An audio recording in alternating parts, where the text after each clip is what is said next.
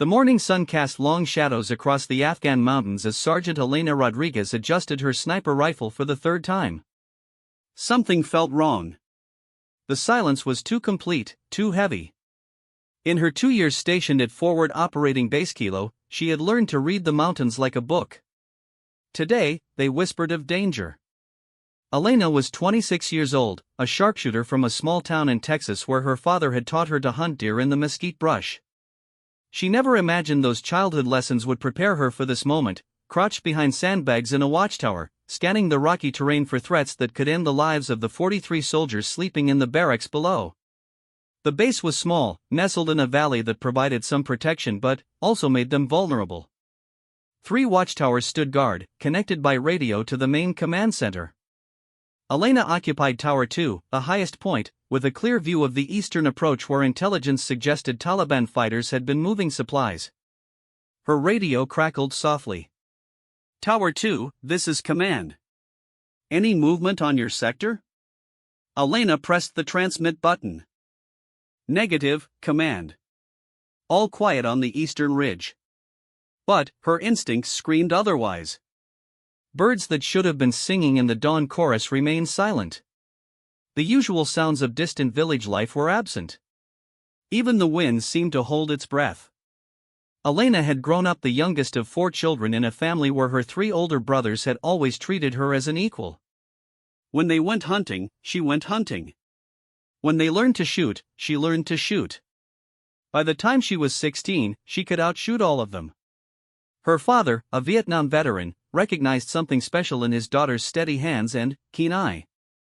"Shooting isn't just about aim," he had told her one evening as they cleaned their rifles after a successful hunting trip. "It's about patience, about reading the situation, about knowing when to take the shot and when to wait. The best shooters aren't the ones who shoot the most. They're the ones who make every shot count." Those words echoed in her mind now as she adjusted her scope, scanning the ridgeline methodically. Left to right, then back again. Looking for anything that didn't belong. A glint of metal. An unnatural shadow. Movement where there should be stillness. The men in the base below trusted her. They called her Angel Eyes because of her ability to spot threats from incredible distances. Last month, she had identified a roadside bomb team from over a kilometer away, saving a convoy of humanitarian supplies. The month before that, her early warning had prevented a mortar attack during a medical evacuation. But Elena carried a burden that none of her fellow soldiers knew about. 3 months ago, she had hesitated. A split second of uncertainty when she spotted a figure moving through the rocks. She had seen the weapon, seen the threat, but something made her pause. Maybe it was the way the person moved, or maybe it was just fatigue from too many long watches. In that moment of hesitation, the figure had disappeared. 2 hours later, an improvised explosive device had detonated near the main gate, killing Corporal James Mitchell and severely injuring 2 others. Elena never knew for certain if it was the same person, but the doubt ate at her every day. She had promised herself it would never happen again. No hesitation. No second guessing. When she saw a threat, she would act. The radio crackled again, but this time it was Sergeant Mike Thompson from Tower 1. "Elena, you seeing anything on your side?" "I've got movement on the north ridge, but it's too far to make out details." Elena swung her rifle toward the north, where Tower 1 covered the approach through a narrow canyon. Through her scope, she could see Mike's position about 800 meters away. Tower 3, manned by Corporal Danny Walsh, covered the southern approach from the opposite direction. "I'm not seeing anything yet," Elena replied, but she continued scanning. The northern ridge was known to be a favorite route for insurgents trying to get close to the base. The rocky terrain provided excellent cover, and there were dozens of caves and crevices where small groups could hide during daylight hours. Elena's heart began to beat faster. Not from fear, but from the hunter's instinct her father had helped her develop. Prey was nearby. She could feel it the way a deer hunter feels the presence of a buck moving through thick brush. It was something beyond the 5 senses, a combination of tiny details that the conscious mind couldn't quite grasp but the subconscious recognized immediately. She moved her scope slowly across the eastern ridge again, this time looking not for obvious threats but for subtle signs. A rock that seemed slightly out of place. A shadow that fell at the wrong angle. Vegetation that had been disturbed. Then, she saw it. A tiny reflection, lasting less than a second, from behind a boulder about 1,500 meters away. Most people would have missed it entirely, but Elena's eye was trained to catch such things. Someone was using binoculars or a scope, and they had made the mistake of letting sunlight catch the lens. Elena's breathing slowed and steadied, the way it always did when she shifted into what her family called hunting mode. Time seemed to stretch as she focused on the area where she had seen the reflection. Her finger found the trigger of her rifle, but she didn't apply pressure yet. First, she needed to be absolutely certain. Minutes passed like hours. Elena remained perfectly still, her eye pressed to the scope, watching. Waiting. Then, she saw movement. A figure emerged partially from behind the boulder, and Elena could see the distinctive shape of an AK-47 assault rifle. But something was wrong. The figure wasn't alone. As Elena watched, more shapes became visible. What had initially appeared to be one person was actually a much larger group. She counted quickly. 8. 10. 12. The numbers kept growing as more fighters emerged from concealed positions along the ridge. Elena's blood ran cold as she realized what she was seeing. This wasn't a small reconnaissance team or a group of insurgents passing through. This was a coordinated attack force, and they were positioning themselves for an assault on the base. She reached for her radio, but before she could transmit, a new sound reached her ears. The distinctive whistle of incoming mortar rounds. Elena threw herself against the sandbags as the first explosion rocked Tower 3. Through her peripheral vision, she saw the tower collapse in a cloud of smoke and debris. Tower 3 is down. Tower 3 is down. Mike's voice crackled over the radio from Tower 1. Elena rolled back into position behind her rifle, her heart now racing with adrenaline. Danny Walsh had been in Tower 3. There was no way anyone could have survived that direct hit. The attack had begun, and it was clear that the enemy had planned this carefully. They knew the positions of all three towers, and they were systematically eliminating the base's defensive positions. The radio exploded with chatter as the base came alive. Soldiers were running from the barracks, grabbing weapons and equipment. The command center was coordinating defensive positions. But Elena knew they were at a severe disadvantage. The attackers held the high ground and had the element of surprise. Another whistle filled the air, and Elena pressed herself against the sandbags again as a mortar round exploded near the main barracks. Shrapnel pinged off the metal supports of her tower, and she could hear shouts and screams from below. When the explosion faded, Elena looked toward Tower 1 and felt her heart sink. Black smoke was rising from Mike's position. A second mortar round had found its target. In less than 5 minutes, the enemy had eliminated 2 of the 3 watchtowers, leaving Elena as the only overwatch position for the entire base. She pressed her radio transmit button. Command, this is Tower 2. Towers 1 and 3 are down. I count at least 15 hostiles on the eastern ridge, approximately 1,500 meters out. They have mortars and automatic weapons. I'm the only tower still operational. Copy, Tower 2, came the response from Lieutenant Colonel Sarah Hayes, the base commander. We're organizing defensive positions. Can you provide overwatch and target identification? Elena looked through her scope at the enemy positions. The fighters were no longer hiding. They were moving down the ridge toward the base, using the rocky terrain for cover but advancing steadily. She could see muzzle flashes as they began firing at the soldiers below. Affirmative, Command. I have clear sight lines to the eastern approach. Enemy force is advancing. Estimate 20 to 25 fighters now visible. What Elena didn't tell Command was what she had noticed about the enemy's movement patterns. This wasn't a random attack by local insurgents. The fighters were moving with military precision, using proper cover and fire techniques. Someone with professional training was leading this assault. Elena settled behind her rifle and began doing what she did best. Her first target was a fighter carrying what appeared to be a rocket-propelled grenade launcher.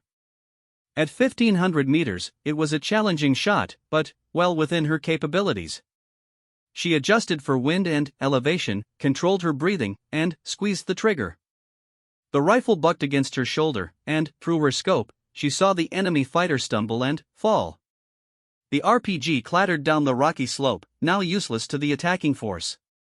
"Good shot, Tower 2, came the voice of Sergeant First Class Marcus Johnson from somewhere below. "Keep them off us." Elena had already moved to her next target. A fighter with a radio who appeared to be coordinating the attack. Another careful aim, another squeeze of the trigger. The enemy's communications were disrupted as their coordinator went down. But, for every fighter Elena eliminated, 2 more seemed to appear. The enemy force was larger than her initial estimate, and they were well supplied with weapons and ammunition. Automatic weapons fire was now raking the base from multiple directions, and Elena could see soldiers taking casualties as they tried to establish defensive positions. The most serious threat was a heavy machine gun that the enemy had set up behind a large boulder on the ridge. The weapon had a clear field of fire across the entire base, and Elena could see the devastating effect it was having on her fellow soldiers. Men who had shared meals with her, laughed at her jokes, and treated her like a sister were being cut down by the relentless fire. Elena turned her rifle toward the machine gun position. The gunner was partially protected by the boulder, but she could see enough of him to take a shot. The range was nearly 1,600 meters, pushing the limits of her rifle's effective range, but Elena had made longer shots in training. She adjusted her scope, compensated for the mountain wind that was picking up as the sun rose higher, and fired. The machine gunner slumped over his weapon, but, within seconds, another fighter took his place. Elena fired again, and again another replacement appeared. The situation was becoming desperate. Elena could see that the enemy was not just trying to overrun the base, they were trying to eliminate every defender. This wasn't a raid for supplies or equipment. This was an attempt to wipe out the entire garrison. Elena's radio crackled with increasingly urgent reports. "We've lost the motor pool. Enemy forces have breached the perimeter on the south side. Medical station is taking heavy fire.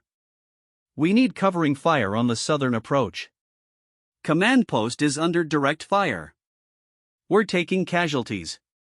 Elena realized with growing horror that the base was being systematically destroyed. The enemy had more fighters than anyone had anticipated, and they were attacking from multiple directions simultaneously. What had started as a defensive action was becoming a massacre. She continued to fire, picking off targets methodically, but, for every enemy fighter she eliminated, the attackers seemed to gain more ground. She could see soldiers falling back toward the center of the base, leaving equipment and defensive positions behind. Then, Elena heard something that made her blood freeze. The sound of helicopters approaching from the west.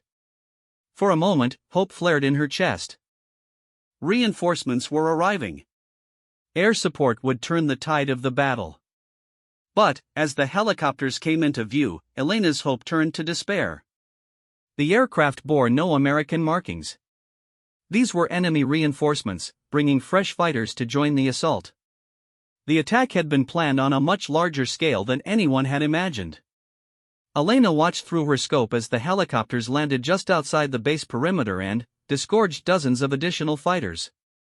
The enemy force had just doubled in size, while the number of defending soldiers continued to decrease with each passing minute. The radio chatter was becoming more sporadic and desperate. Individual soldiers were calling for help, reporting that their positions were being overrun. Elena could see the truth of their situation from her elevated position. The base was falling, and there was nothing she could do to stop it. She continued to fire, not because she believed she could change the outcome, but because every shot she took might save the life of one more soldier. Every enemy fighter she eliminated was one less threat to her brothers and sisters in arms who were fighting for their lives below. As the morning wore on, Elena realized that she might be witnessing the end of forward operating Base Kilo. The enemy had overwhelming numbers, superior positioning, and the element of surprise. The defenders were brave and well-trained, but they were outnumbered and outgunned. Elena's ammunition was running low. She had started the day with 100 rounds of carefully crafted match-grade ammunition. Now she was down to less than 20 rounds, and each shot had to count more than ever. She looked through her scope at the chaos below and made a decision that would haunt her for the rest of her life. If the base was going to fall, if her fellow soldiers were going to die, then she would make sure their sacrifice meant something. She would continue fighting until her last round was fired and her last breath was drawn. Elena Rodriguez, the girl from Texas who had learned to hunt in the mesquite brush, was about to make her final stand. Elena's hands moved with practiced precision as she loaded a fresh magazine into her rifle. 18 rounds remaining. Each bullet represented a life she might save, or an enemy who would never hurt another soldier. The mathematics of survival had become brutally simple. The sun was now fully above the eastern mountains, casting harsh light across the battlefield that had once been her home. Elena could see everything with terrible clarity. Bodies of soldiers she had known lay scattered around defensive positions that had been overrun in the past hour. The enemy was methodically clearing each building, each bunker, each hiding place. Through her scope, she watched Sergeant Johnson and 3 other soldiers making a desperate stand behind an overturned Humvee near the communications building. They were completely surrounded, but they continued to fight, picking their shots carefully to conserve ammunition. Elena could see that Johnson was wounded, blood staining his left shoulder, but he kept firing. Elena lined up a shot on an enemy fighter who was trying to flank Johnson's position. The range was 1,200 meters, a much easier shot than some she had made that morning. She squeezed the trigger, and the threat was eliminated. Johnson's small group held their position for a few more precious minutes. But Elena knew it was only delaying the inevitable. More enemy fighters were moving into position around the communications building. Johnson and his men were brave, but they were running out of ammunition and options. She watched helplessly as one of the soldiers with Johnson went down, then another. The radio crackled with Johnson's voice, strained with pain and exhaustion. "Tower 2, this is Johnson. We're down to our last mags. Can you give us covering fire for an extraction to the medical station?" Elena looked toward the medical station through her scope and felt her heart sink. The building was already on fire, black smoke pouring from the windows. Bodies in medical fatigues lay around the entrance. There would be no extraction, no safe haven for Johnson and his remaining man. "Johnson, the medical station is compromised," Elena said into her radio, her voice steady despite the emotion churning in her chest. "Heavy smoke, multiple hostiles in the area. You need to find another route." There was a long pause before Johnson replied. "Copy, Tower 2. There is no other route. We're going to make our stand here. You've done good work today, Elena. Take care of yourself." Elena understood what Johnson was really saying. He and his last remaining soldier were going to fight to the end, knowing they wouldn't survive. They were buying time for any other survivors who might still be hiding in the base. It was a soldier's final gift to his brothers and sisters in arms. Elena continued to provide covering fire for Johnson's position, but the enemy was closing in from all sides. She eliminated 2 more fighters, then 3 more, but for every enemy she shot, 2 more appeared to take their place. The attackers had brought an entire army to destroy this small base. Through her scope, Elena watched the final moments of Johnson's stand. The sergeant and Private Collins, barely 19 years old, fought with courage that would have made their families proud. When their ammunition ran out, Johnson picked up a rifle from a fallen enemy and continued fighting. Collins used his combat knife when his rifle jammed. Elena had to look away when the end came. 2 good soldiers, 2 men who had laughed with her in the mess hall and shared stories about home, were gone. The silence from their position told her everything she needed to know. The base was nearly lost now. Elena could count the remaining defensive positions on one hand. A small group of soldiers had barricaded themselves in the armory, but the enemy was bringing up explosives to breach the doors. Another group was trapped in the motor pool, surrounded but still fighting. Elena's radio crackled with a new voice. Lieutenant Colonel Hayes, the base commander, sounded calm despite the chaos around her. Tower 2, this is Command. What's your status? Elena took a moment to assess her situation. Command, I have 15 rounds remaining. Enemy force continues to advance from multiple directions. I count approximately 40 to 50 hostiles still active. Most of our defensive positions have been overrun. Copy, Tower 2. I need you to provide overwatch for an emergency extraction. We have a helicopter inbound, ETA 15 minutes. Can you cover the landing zone? Elena felt a flicker of hope. Reinforcements or evacuation, either would be better than watching the base die one soldier at a time. She turned her scope toward the designated landing zone, a flat area on the western side of the base that was normally used for supply deliveries. But what she saw made her blood run cold. The landing zone was already occupied by enemy fighters who were setting up heavy weapons positions. They had anticipated the arrival of American helicopters and were preparing a devastating ambush. Command, the LZ is compromised, Elena reported. Multiple hostiles with heavy weapons in position. Any helicopter attempting to land will be destroyed. There was a long pause before Hayes replied. Copy, Tower 2. Can you clear the LZ? Elena looked through her scope at the enemy positions around the landing zone. She counted at least 12 fighters, including 2 heavy machine gun teams and what appeared to be a portable surface-to-air missile launcher. Even if she used every remaining round perfectly, she couldn't eliminate all the threats. Negative, Command. Too many targets, insufficient ammunition. The LZ cannot be cleared with available resources. Elena heard Hayes talking to someone else, probably trying to contact the incoming helicopter to warn them off. But Elena knew that even if the helicopter was diverted, it wouldn't matter. The base was lost. Every American soldier would be killed or captured unless something miraculous happened. As if to confirm her fears, Elena heard the distinctive sound of explosives detonating near the armory. The soldiers who had barricaded themselves inside wouldn't last much longer. The enemy was using demolition charges to breach every remaining stronghold. Elena made a decision that went against every instinct she had as a soldier. She was going to abandon her post. Not to run away or save herself, but to try to reach the survivors and help coordinate a final defense. From her tower, she could shoot at the enemy, but she couldn't help organize the remaining soldiers into an effective fighting force. She packed her remaining ammunition and slung her rifle across her back. The climb down from the tower would make her vulnerable, but staying up there would only allow her to watch helplessly as the last of her fellow soldiers died. Elena reached the base of the tower and immediately came under fire. Bullets struck the sandbags around her as she sprinted toward the nearest building. She could hear enemy fighters shouting to each other, coordinating their pursuit.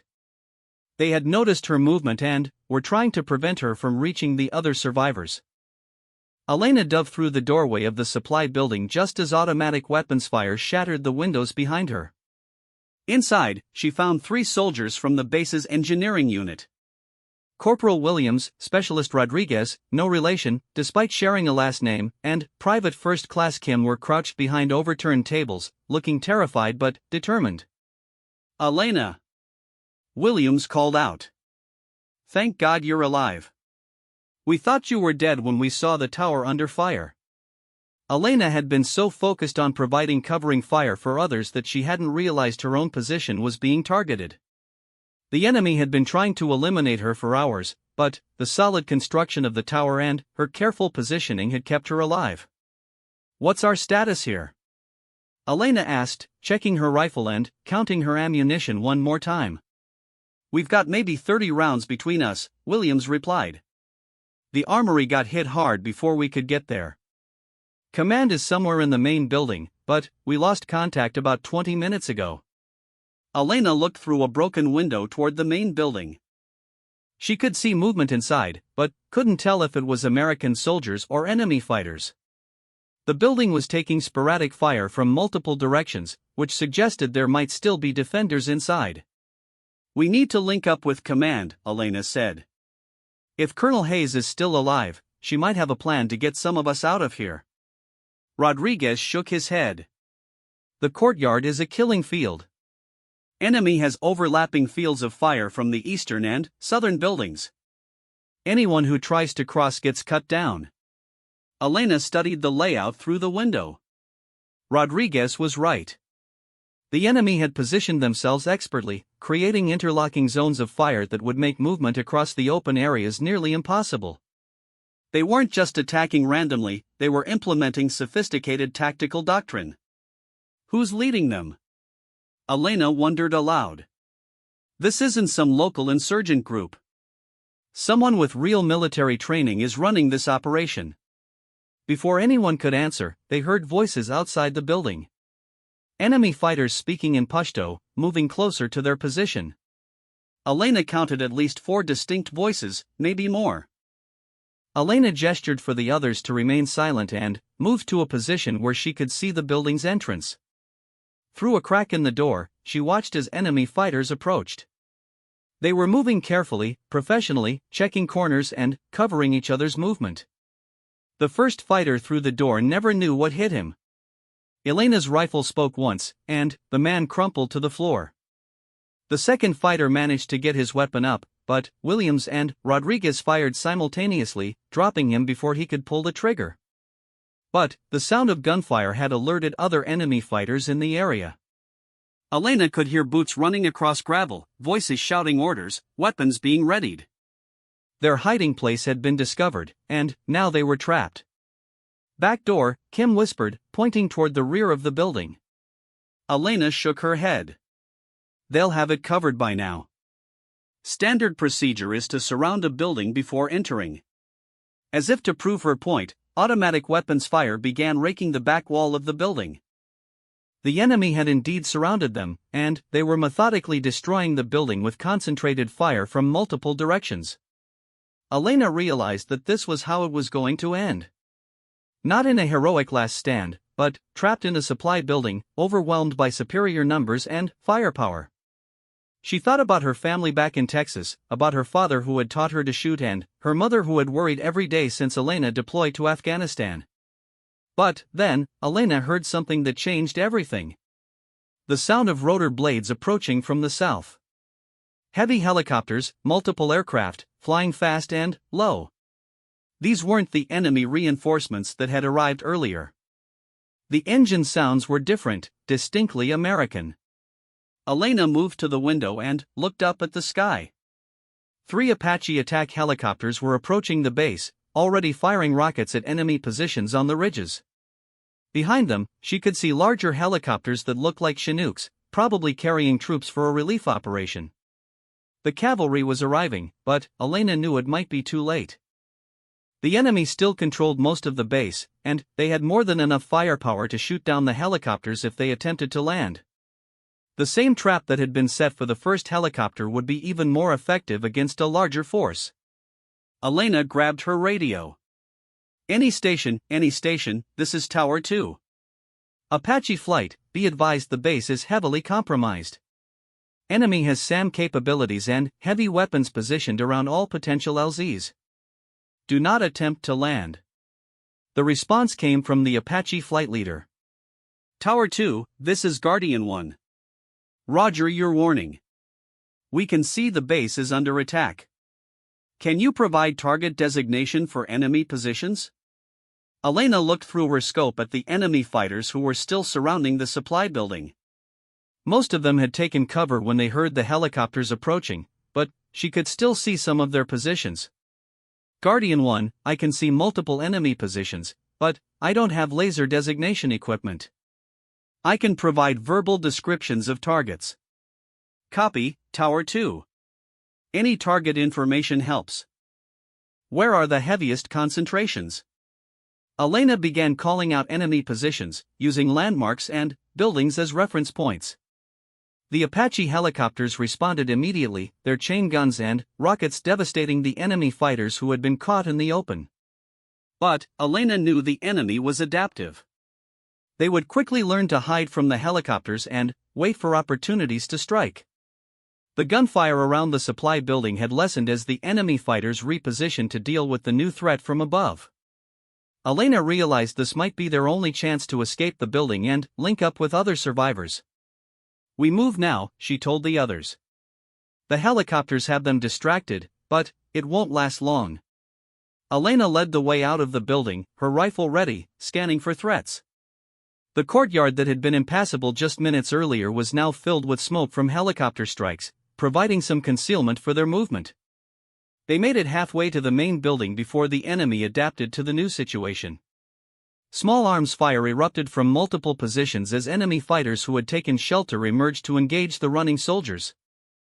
Elena felt a bullet tug at her uniform sleeve as she dove behind a concrete barrier. Williams cried out behind her, hit in the leg but still mobile. Rodriguez and Kim found cover behind a damaged vehicle. The situation was still desperate, but now there was hope. American air power was engaging the enemy, and relief forces were somewhere in those helicopters. Elena just had to keep herself and the other survivors alive long enough for help to arrive. But first, they had to reach the main building where Colonel Hayes might still be coordinating the defense. And, between them and that building were at least 20 enemy fighters who showed no signs of giving up. Elena pressed herself against the concrete barrier as bullets chipped away at the edges above her head.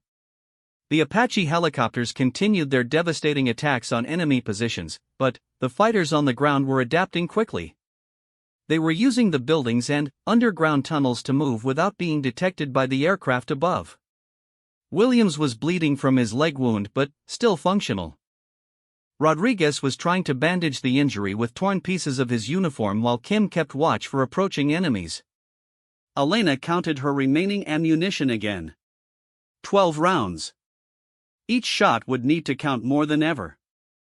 "Elena," Williams called out over the noise of helicopter rotors and gunfire. "I can't make it to the main building with this leg. You three need to go without me." Elena looked at the distance to the main building. About 60 meters of open ground, with enemy fighters positioned in at least 3 different buildings along the route. Williams was right that he couldn't move fast enough to make it across, but Elena wasn't about to leave anyone behind. "We all go together or nobody goes," she said firmly. "That's not negotiable." Rodriguez finished bandaging Williams's leg and looked up at Elena. "What's the plan?" Elena studied the route to the main building through a gap in the concrete barrier. The Apache helicopters were focusing their attacks on the ridges where the heavier enemy weapons were positioned, but they couldn't engage the fighters inside the buildings without risking damage to American soldiers who might still be alive. "The helicopters are our cover," Elena said. "When Guardian 1 makes his next gun run on the eastern ridge, we move. Kim, you and Rodriguez help Williams. I'll provide covering fire." Elena waited for the right moment. The lead Apache was lining up for another attack on enemy positions outside the base perimeter. As soon as the helicopter's chain gun opened fire, creating a tremendous noise that would mask their movement, Elena gave the signal. "Go, go, go." Elena emerged from cover and immediately identified 3 enemy fighters who were trying to engage the running soldiers. Her first shot dropped a fighter who had climbed to a second-story window for a better angle of fire. Her second shot eliminated a fighter who was setting up a light machine gun position. But the third fighter managed to get his weapon into action before Elena could engage him. Automatic fire swept across the courtyard, forcing Rodriguez and Kim to dive for cover while supporting Williams between them. They were pinned down in the open, completely vulnerable. Elena didn't hesitate. She stepped fully into the open, presenting herself as a target to draw the enemy fighter's attention away from her wounded comrades. The gamble worked. The fighter turned his weapon toward Elena, giving Rodriguez and Kim the seconds they needed to reach cover with Williams. Elena dove behind a damaged truck just as bullets shattered the vehicle's windows above her head. She had drawn the attention of not just one fighter, but several. Multiple weapons were now focused on her position, making it impossible for her to move. She was trapped, but her sacrifice had allowed the others to reach better cover. From their new position, Rodriguez and Kim could provide covering fire while Elena tried to find a way out of her predicament. Elena's radio crackled with a new voice. Tower 2, this is Ranger 6. We're inbound with a relief force, but we need secure landing zones. Can you mark enemy positions for airstrikes? Elena recognized the call sign. Ranger 6 was Major David Parker, commander of the Quick Reaction Force based at Bagram. If Parker was leading the relief effort personally, it meant they were bringing everything they had to save the survivors at FOB Kilo. Ranger 6, this is Tower 2, Elena replied, keeping her head down as bullets continued to impact around her position. Be advised, enemy has sophisticated air defenses and well-prepared positions. LZ Delta is compromised with heavy weapons. Recommend you establish LZ south of the base, outside enemy perimeter. Copy, Tower 2. We're seeing multiple heat signatures throughout the base. How many friendly personnel are still alive? Elena looked around at the devastation surrounding her. Just hours ago, this base had been home to 43 American soldiers. Now she could account for only a handful of survivors, and even those were trapped in isolated positions throughout the facility. Ranger 6, I can confirm 4 friendly personnel in my immediate area, possibly more in the main command building, but I've lost contact with most of the base. Estimate less than 10 survivors total. There was a pause before Parker replied. Copy, Tower 2. We're going to get you out of there. Hold your positions and stay alive. Elena wanted to believe that rescue was possible, but she could see the reality of their situation. The enemy controlled most of the base and had prepared defensive positions that would make any rescue operation extremely costly. Even if the relief force succeeded, many of the rescuers would die in the process. The gunfire around Elena's position suddenly intensified. Enemy fighters were maneuvering to get better angles on her hiding spot behind the truck. She could hear boots on gravel, voices coordinating an assault on her position. Elena realized she had perhaps 30 seconds before the enemy fighters would be in position to overwhelm her. She had 9 rounds left in her rifle and no spare magazines. Once her ammunition was exhausted, she would have only her sidearm and combat knife. But Elena wasn't thinking about surrender. Her father had taught her that a cornered animal was often the most dangerous, and Elena was definitely cornered. If she was going to die, she would take as many enemy fighters with her as possible. Elena heard the sound of feet moving on the roof of the building to her left. An enemy fighter was trying to get above her position for a clear shot down at her hiding spot. Elena rolled out from behind the truck and looked up, her rifle already moving to track the threat. The fighter on the roof was silhouetted against the bright morning sky, making him an easy target despite the difficult angle. Elena's shot was perfect, and the fighter tumbled from the roof. But her movement had exposed her to ground-level threats. 2 more enemy fighters emerged from doorways on opposite sides of the courtyard, creating a crossfire situation that would be impossible to survive. Elena was caught in the open with nowhere to run and no cover within reach. Time seemed to slow as Elena realized this was the end. She could see both enemy fighters raising their weapons, could see her death approaching with mathematical certainty. But, instead of fear, Elena felt a strange sense of peace. She had fought well, had saved lives, had done her duty as a soldier. Then, the world exploded in thunder and flame. A Hellfire missile from one of the Apache helicopters struck the building where one of the enemy fighters had been positioned, completely destroying the structure and eliminating the threat. The second fighter was caught in the blast radius and thrown to the ground, his weapon scattered beyond reach. Tower 2, this is Guardian 1, the Apache pilot's voice came through Elena's radio. We saw your situation and provided close air support. Are you injured? Elena checked herself quickly.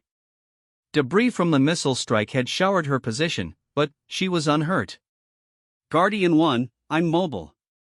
Thanks for the save. Copy, Tower 2.